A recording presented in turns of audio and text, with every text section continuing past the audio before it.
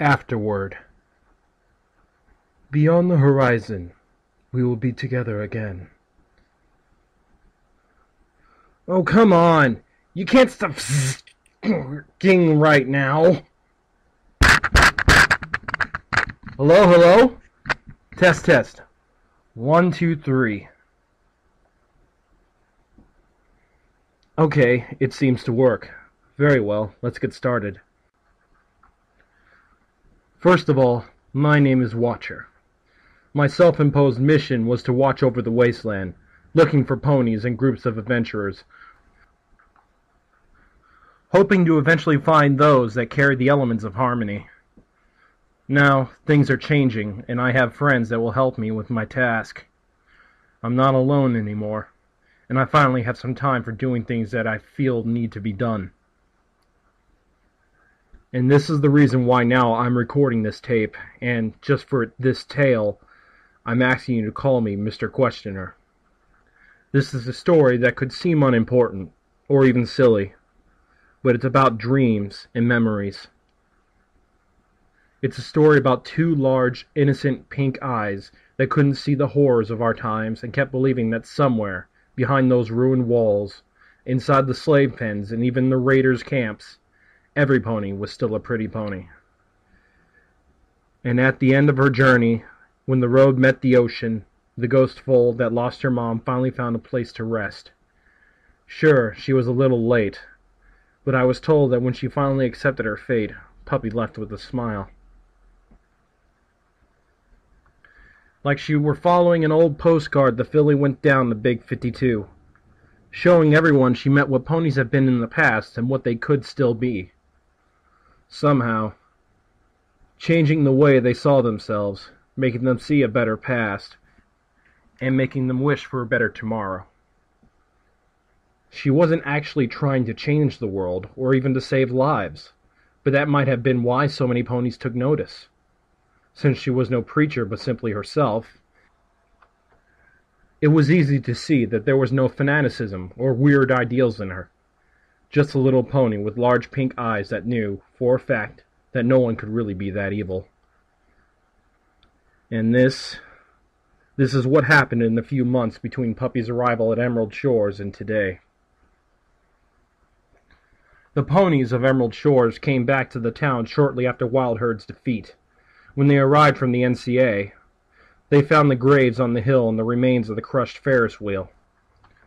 Alas, what really startled them was that some pony had changed the name of the town on all the signs. Now the town is called Nightmare's Fall. The survivors of Ironworks started rebuilding the town, helped by their neighbors. Since the battle, the settlement had a shortage of adult ponies, so the Rangers decided to settle in this town, making it their new headquarters. Not every pony was happy with this new situation, but the Rangers proved themselves vital during the liberation of the town, and eventually even the most stubborn came to accept them. With Ivory Tower destroyed, and Ironworks reduced at the shadow of its former self, Broccoli gathered all the ponies that didn't want to live in a ghost town or hadn't a home in which to live at all. The work in the fields improved greatly, and the farmers diversified their crops for the joy of the foals. Now they grow both broccoli and cabbage. The crater at Ivory Tower was filled by the seasonal rains, and a small trading post had been built along the route between Broccoli and Rust Manor. The town is very small and lightly fortified, but it's growing fast, and some ponies are starting to build farms all around the lake. The town still doesn't have a name, but the traders call it the Hole. Rust Manor was attacked during the Enclave conflict. The town wasn't able to repel the attackers, and the control tower was completely destroyed. Numerous ponies were killed, but the survivors are already beginning to rebuild their home. It won't be easy, but nothing is easy in the wasteland. Sun City is still a war zone.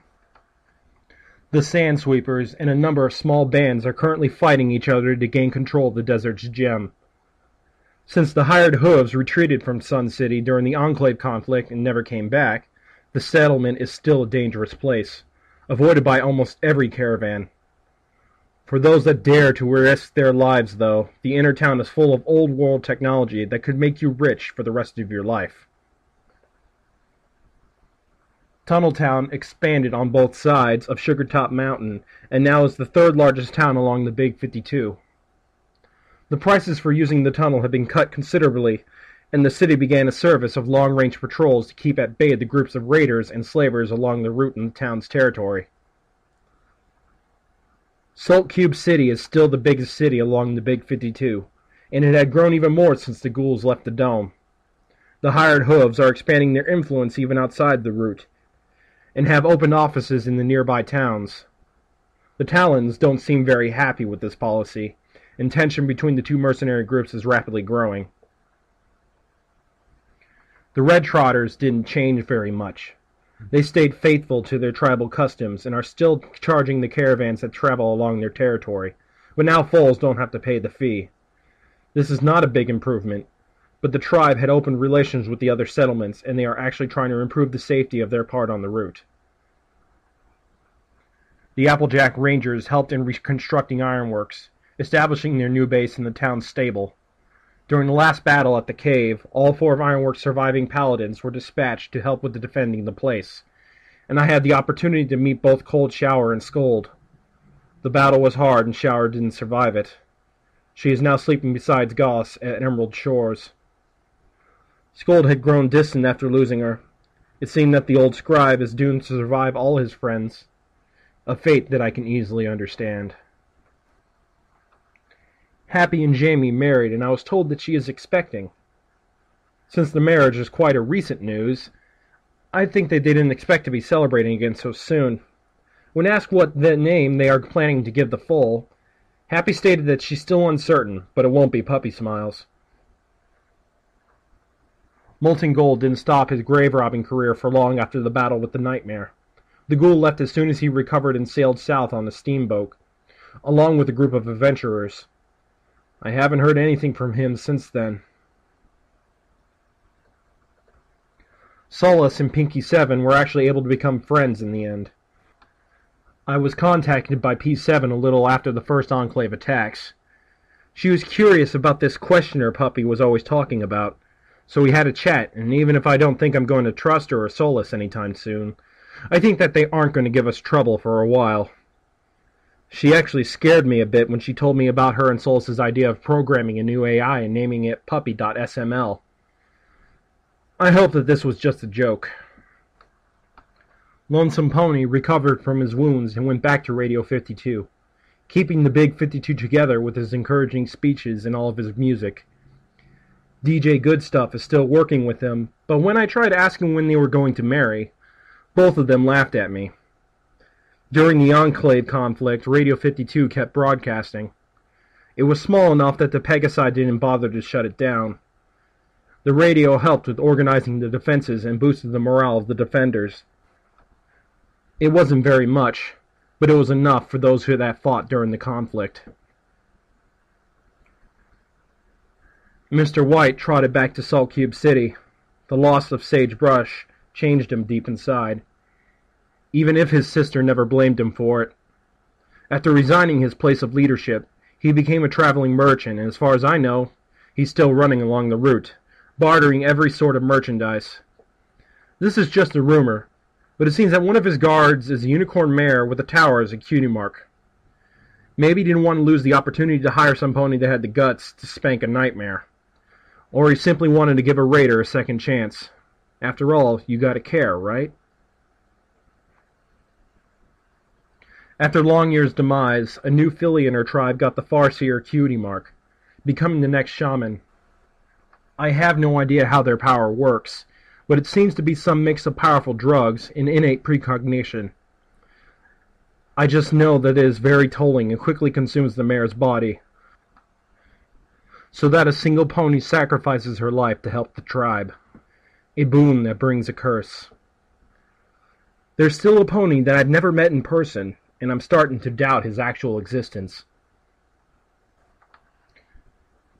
Puppy described him to me as the baddest evil villain ever, Count Horsetile. I asked several travelers and caravan guards, but no one has been able to give me a single clue about this cruel noble pony. I guess that his mystery will remain unsolved.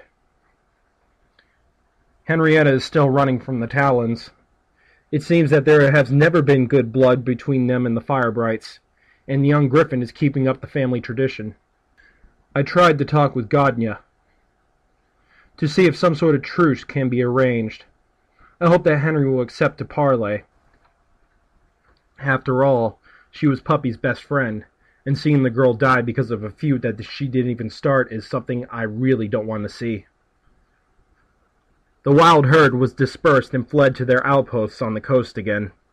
This time they suffered heavy losses, both in numbers and in pride, but everyone knows that they will come back one day.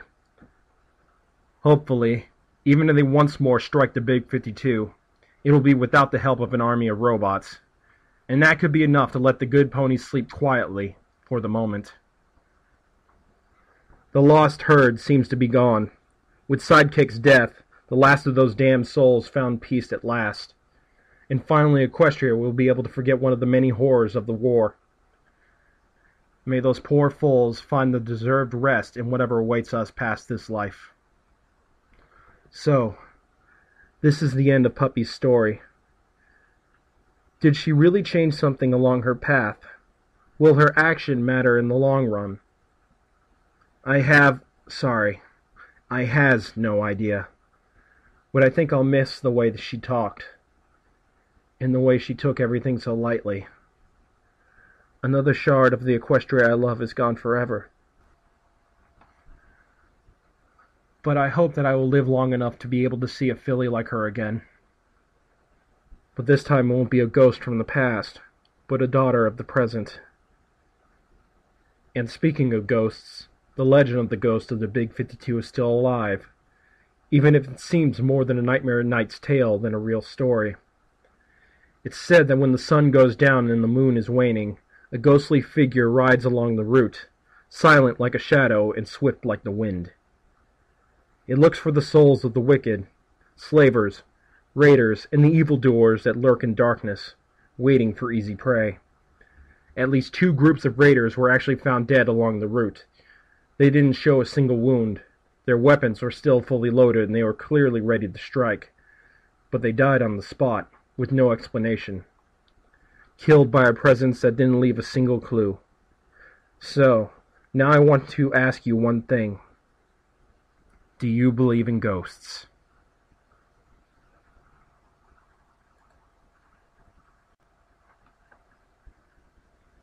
Day 4.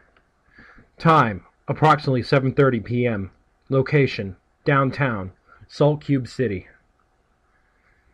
Sandbox turned the wheel left trying to make the airship fly against the wind, but it was an impossible task. Friend Force 1 was losing pieces along the way since the takeoff, and 2 engines had already failed. The ghoul slammed his hoof down on the intercom and yelled, "Soft air! We need more power! We're getting pushed back by a damn nightly breeze! I don't know how, but give me more knots!" The reply from the communication device had more in common with an electrocution than an actual conversation. But it was about the balloon losing gas and the engines catching fire. Sandbox cursed, before talking again in the instrument. "Okay, don't worry. I got a backup plan. We will crash the airship here, so that the wind won't send us back to Salt Cube City." If the reply from the other side of the line was a complaint, it never reached Sandbox.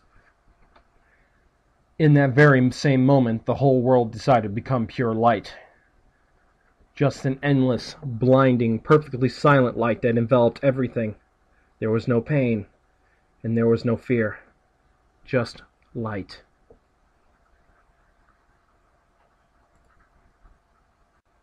Day, not accliable. Time, not accliable. Location, not accliable. When Sandbox opened his eyes again, he had the unsettling feeling that there was absolutely nothing wrong. Nothing at all. He took his time to look for a moment around the flying deck, trying to understand what happened. Well, the wheel was still there. The sky was all starry. The commands were working. The lights were all lit. Wait a moment. The lights are all lit? There are stars outside. What the... Yes, the airship was working perfectly. And by perfectly, it meant that the whole damn room seemed as new as the day it went out from the docks. The floor was shining. The commands were clean. The wheel was even waxed. And the windows! They were so clear that you could even see yourself in the... And Sandbox saw Sandbox. Surprise on his muzzle was giving way to realization. Slowly, he touched his face with a hoof. It was his real face. The one he had before becoming a ghoul. He was a pony again. He was... dead. He was dead. This was the only possible reason for all of this. But if he was dead, why was he still on the ship? Was this some sort of afterlife punishment where he had to fly a ship forever? Like the Flying Dutchmare? Were the others trapped forever on that thing with him? And why? He didn't want to fly forever. He had to see Agatha. She was waiting for him somewhere. He couldn't just fly a stupid ship for all eternity.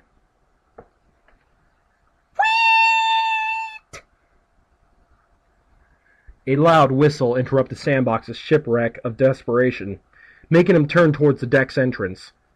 A feminine voice announced her arrival while the door slammed open. "Captain on the bridge!" A pink mare with a pink mane and big blue eyes appeared in front of the former ghoul. She was wearing a Navy officer uniform and sported the largest smile Sandbox had ever seen on a pony. "Miss... Minister Pye?" Pinky dismissed Sandbox with a wave of a hoof. Call me Captain Pinky. I don't like that ministry thing. It wasn't happy at all anyway." The young mare started jumping in every corner of the bridge, giggling and yelling enthusiastically. "Yay! I knew that this little filly was going to fly sooner or later. Oh, look! Look at this! All the arrows on the panels are pink, exactly as I asked. It's fantastic!"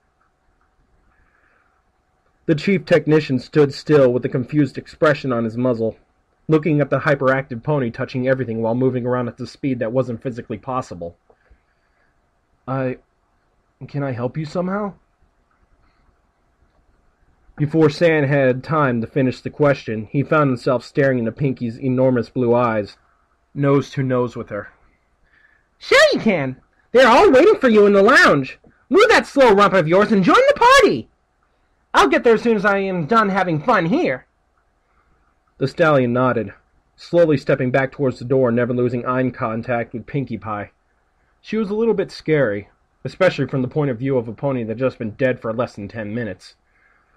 Once on the stairs, he turned on his tail and rushed to the airship's recreational bridge. The saloon wasn't crowded, still was quite populated. Especially since Sandbox clearly recalled that aboard the Friend Force 1 there were just 4 ponies when it took off. Now instead he counted 8 guests. It was easy to recognize Soft Air from his typical military technician jumpsuit, and Peach Blossom with her blooming peach flower cutie mark was easy to spot. The middle-aged mare with the stethoscope had to be Dr. Getwell. Wow, she was quite a sight with all her skin and muscles in their place. This left a griffin and 4 other ponies that Sandbox didn't recognize. The griffin was sipping tea while reading a newspaper, sitting on a couch. He was wearing combat armor and had several weapons on him.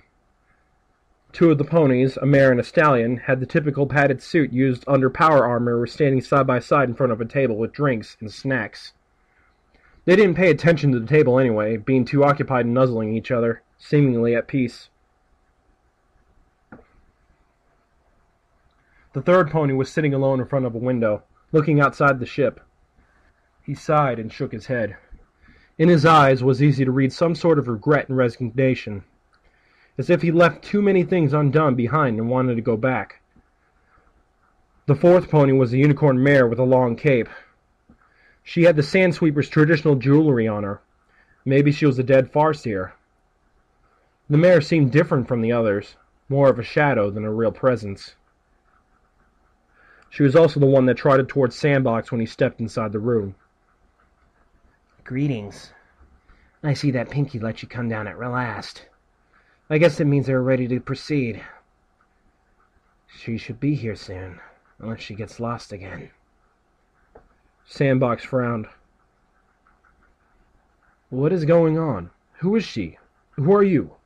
Listen, I'm not a troublemaker, but He stopped talking when the mare approached the door and pulled it open. A pink foal with a blonde mane and two big pink eyes trotted inside the room. Puppy still had her pretty silver ticket in her teeth. She didn't understand how exactly she arrived in that place, but it didn't matter. There were games and treats, and it slowly seemed like a super fancy party. It was everything she had always dreamed. It was full of ponies to boot, and a chicken. Sandbox felt his heart sink in an icy grasp. Of all the ponies he was expecting to see, Puppy Smiles was the last one. Oh, little one, I'm so sorry. How could this foal smile even in a moment like this? What happened? How did you arrive here? Puppy tilted her head, unable to recognize the pony in front of her. But he seemed very nice, so it was all right. Hi, Mr. Pretty Pony. I'm Puppy Smiles, and I'm going to find my mom. A super nice scally pony gave me this super fancy ticket and sent me here. And I was told that Mom was just over there after the ride. The little filly paused for a moment, checking the place. Are we there yet? Sandbox blinked his eyes, trying to understand what the foal meant. The long ears came to his help, whispering in his ears, "Her mother is dead." This only succeeded in making Sand's perplexity grow. You are happy to be dead? Puppy giggled. The nice scally pony told me so, Mr. Pretty Pony. But I feel fine and I'm going to find Mom. This is like the best thing ever. But she was so happy. Even if she was explained what was going on, what would have been the point of it? Sandbox smiled and nodded. Yes, it is. Do you want to play something with the others until we arrive? In the meantime, the various ponies in the room had slowly gathered around Puppy. They were all looking at her with various degrees of perplexity or sadness. Cold Shower and Gauze approached the filly. The mare was first to talk. I'm sorry that we had to fight you. I wish there was a better way. Gauze nodded for a moment, sighing deeply. Why is every pony sad? Where are the pony games? I want to play hide and seek, or pin the tail on the pony, and then I want to dance. And... oh, I hope the ponytail is pink. Pink is my super favorite color. I'm the bestest tail pinner ever. Puppy was already jumping on her hooves, trying to look beyond the small group of ponies.